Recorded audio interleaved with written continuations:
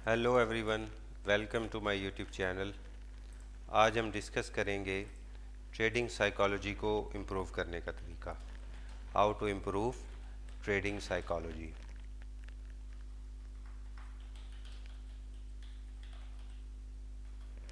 Trading psychology को improve करने के लिए मुख्तलिफ पॉइंट्स हैं पड़े। सारे पॉइंट तो इस वीडियो में हम डिस्कस नहीं करेंगे, अलबत्ता चंद एक ज़रूर डिस्कस करेंगे। ये यूँ समझ लें कि ये पार्ट 1 है ट्रेडिंग साइकोलॉजी को इम्प्रूव करने के लिए।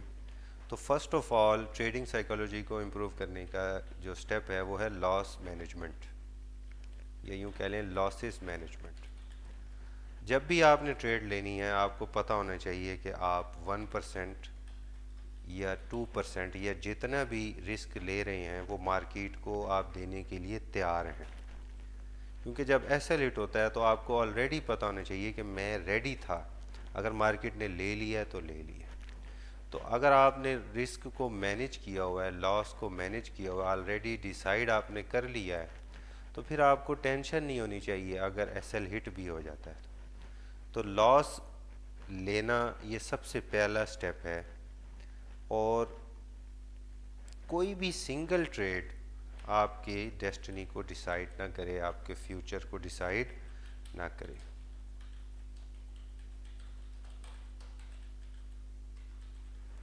आपको पता होना चाहिए आपने बिलीव करना है किस चीज़ में, प्रोसेस के अंदर, कि आप इस मार्केट में एक प्रोसेस से गुजर रहे हैं। नंबर ऑफ़ ट्रेड्स लेते चले जाएंगे, कुछ विन करेंगे, कुछ लूज़ करेंगे, रिस्क टू रिवॉर्ड पर फोकस करते जाएंगे।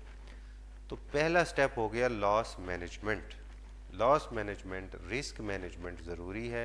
हर ट्रेड में बगैर एसएल के एंट्री नहीं होगी। पहला स्टेप हो गया। दूसरा स्टेप है पोस्ट लॉस कूल डाउन, कि आपने अपने आप को ठंडा रखना है अगर एसएल हिट हो जाता है। क्योंकि एसएल का हिट होना नॉर्मल है। एसएल हिट होता है किसका? ट्रेडर्स का। जिसका एसएल हिट नहीं होता उसका अकाउंट वॉश होता है। ठीक है, एसएल का हिट होना बेहतर है बजाय इसके कि अकाउंट वॉश हो जाए। तो आपने ठंडे रहना है। तो कुछ ट्रेडर्स क्या करते हैं, टाइमर लगा लेते हैं कि जैसे ही एसएल हिट हो तो आपने स्क्रीन के आगे क्या कर लेना है, 20 to 30 मिनट्स आपने स्क्रीन के आगे से हट जाना है, कोई ट्रेड नहीं करनी। क्योंकि ये आप क्या करते हैं, अगर बाय में आपका एसएल हिट हो गया है तो आप सेल में एंट्री ले लें या दोबारा बाय में एंट्री ले लें कि कहीं मार्केट ऊपर ना चली जाए। जब एसएल हिट हो गया तो हो गया। ठीक है, तो आपने ठंडा अपने आप को रखना है। उस ठंडा रखने के लिए ज़रूरी है स्क्रीन के आगे से कुछ देर के लिए हट जाएं, दोबारा फ्रेश माइंड के साथ एंटर हों।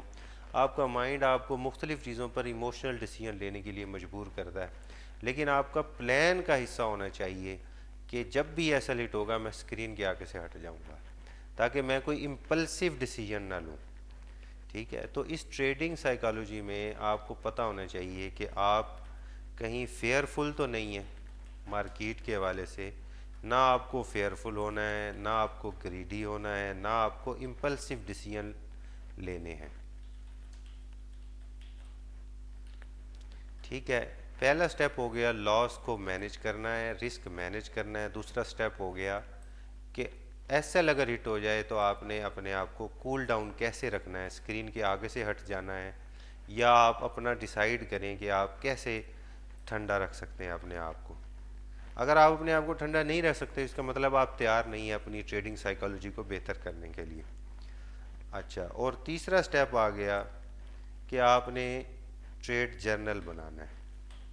ट्रेड जर्नल, वो जर्नल आपको बताएगा कि आप फिर देखें कि आपने अगर आपने वीकली जर्नल बनाया है तो आपने कब कब एंट्रीज ली, कहाँ कहाँ ट्रेड के अंदर कब कब आप एग्ज़िट हुए।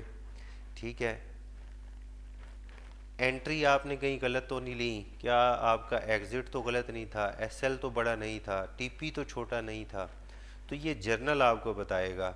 अगर आप रिकॉर्ड नहीं रखते अपनी सारी ट्रेड्स का, तो जब तक आप रिकॉर्ड रखेंगे तभी आपको अपनी गलतियों का एहसास होगा, उसको एनालाइज करेंगे, ताकि आपने जो मिस्टेक की हैं वो आप दोबारा मिस्टेक ना करें। आप ओवर ट्रेडिंग कर रहे हैं या आप इस तरह के और इश्यूज का शिकार हैं। अच्छा जी, इसमें और क्या चीज़ आ जाती है?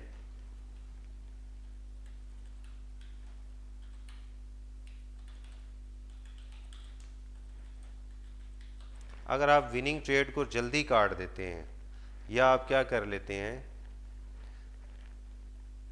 होल्ड कर लेते हैं लूजिंग ट्रेड को,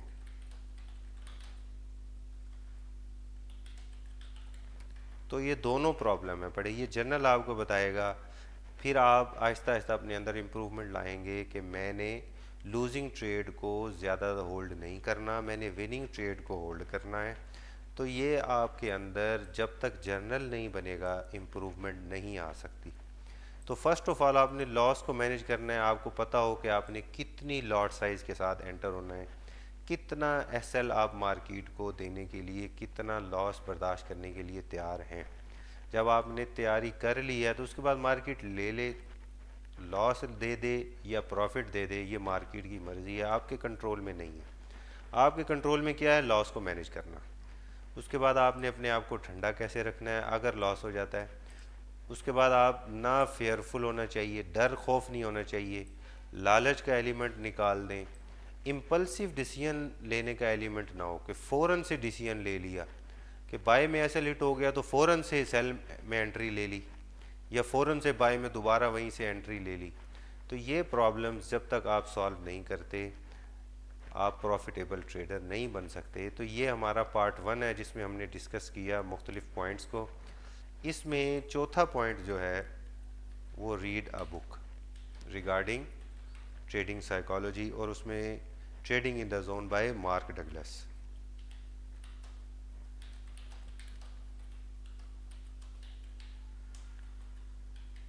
trading in the zone bye mark Douglas, ये बुक को पढ़ें। ये 4 पॉइंट हैं जो कि आज हमने डिस्कस की है। उम्मीद है कि इन पॉइंट से आपको फ़ायदा होगा।